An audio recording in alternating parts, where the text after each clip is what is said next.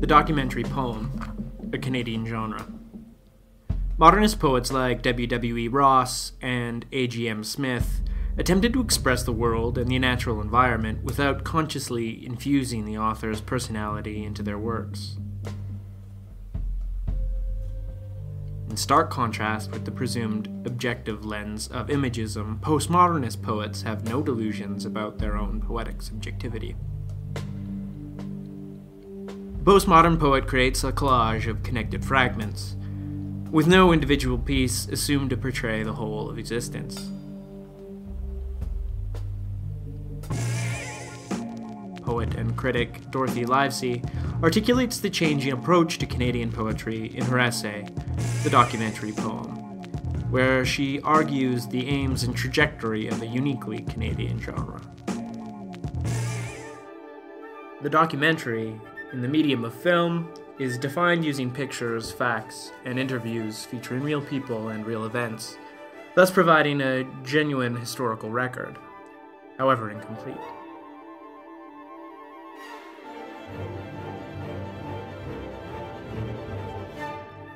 A documentary, taking real life as its subject, is not interested in the existential and moral meta-narratives that define classic literature.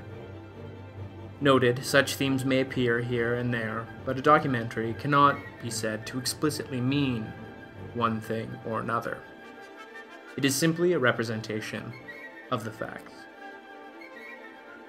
The Canadian poet, Livesey maintains, has a history of using the documentary method of portrayal of facts. This can be seen in F.R. Scott's found poetry, where existing text is recontextualized to create new meaning. The documentary poem, eschewing the objective vantage point of modernism, focuses on the relationship between the set facts and the individual feelings of the poet. Objective facts may or may not really exist, but regardless, they are to be viewed through the eye of the poet. The documentary poem has been criticized as a mere attempt to inform an audience using only versified rhetoric.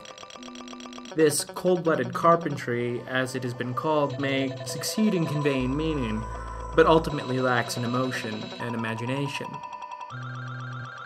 Livesey counters, the documentary poem can remain interesting while still being deeply representative of the Canadian character. Foreplay and entrance. Robert Kroetsch attempts to define the Canadian contemporary long poem in his essay, Foreplay and Entrance, mostly by identifying what it is not. Kroetsch believes that the postmodern long poem entails an escape from existing structures, quoting Gerald L. Bruns to argue that modern poetry is non-discourse.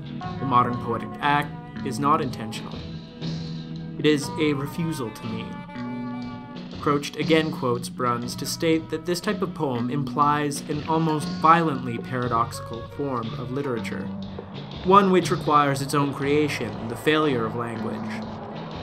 This failure of language becomes its own grammar of delay, which is itself another major theme upon which Kroetsch explores.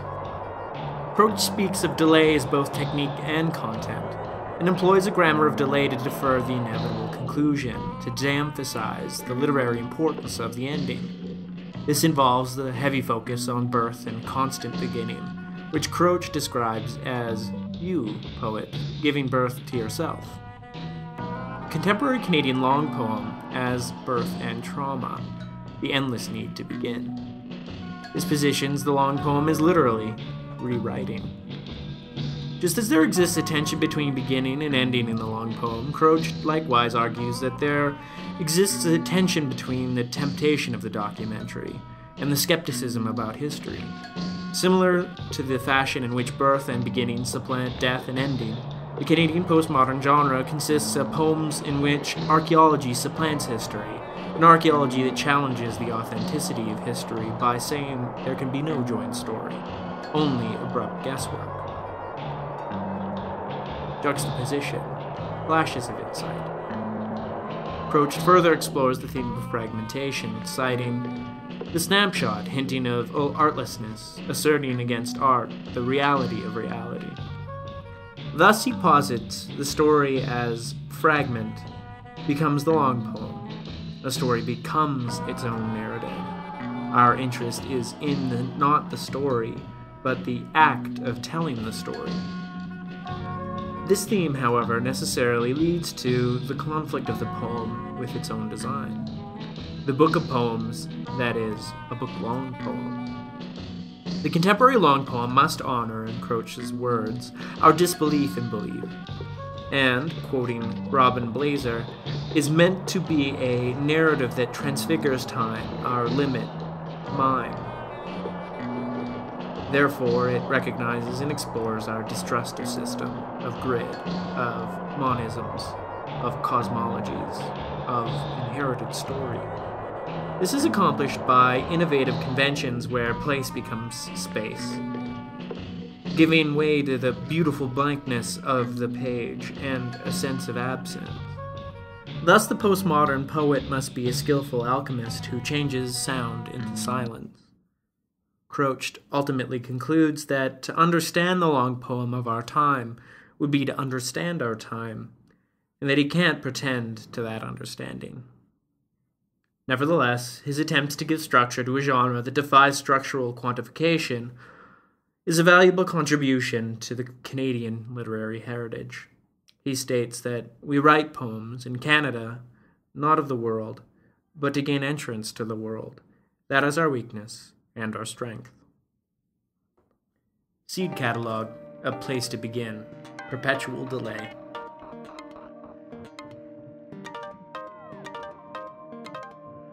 Seed Catalogue is Robert Kroetsch's long poem embodying the elements set forth in his essay, Foreplay and Entrance. Using elements of found poetry and promotional copy, high and low art, he creates a postmodern take on the genre. Delay is central to the main image of the seed. The seed is an unfulfilled promise. Kroetsch writes, in lovemaking, in writing the long poem, delay is both. Delay is both technique and content. The seed is delay in both technique and content. The seed catalog entries detail a hyperbolic end result. Kroetsch, then, is concerned primarily with the space between a cabbage of highest pedigree and the beginning, the seed. Kroetsch cites Livesey's essay with his own addendum, A Place to Begin. Apart from the seed catalog references other places to begin. The garden, the home place, 1.5 miles west of Heisler, Alberta, on the Correction Line Road, and 3 miles south. Kroetsch as an archaeologist. Archaeology supplants history. There could be no joined story, only abrupt guesswork, juxtaposition, flashes of insight. Small narrative fragments make up a larger whole, a form simultaneously rejecting and incorporating form, including numbered entries, letters, offset text, italicized text, and stanzas in the form of multiple choice questions. Note the absence of instructional text providing answers, only rhetorical questions, only possible answers. How do you grow a gardener? But how do you grow a lover? How do you grow a prairie town? How do you grow a past? How do you grow a poet? How do you grow a garden? Kroetsch intones absence as a grammar of delay, and repetition as delay. How do you grow a past to live in? The absence of silkworms, the absence of clay and wattles, whatever the hell they are. The absence of Lord Nelson, the absence of kings and queens, the absence of a bottle opener, and me with a vicious attack of the 26-ounce flu. The absence of both Sartre and Heidegger. The absence of pyramids. The absence of lions. The absence of lutes, violas, and xylophones. The absence of a condom dispenser in the Lethbridge Hotel, and me about to screw an old blood whore. I was in love. If the long poem flirts with the temptation to write the final book, the seed catalogue indeed looks to the end, the danger of merely living. A shell exploding.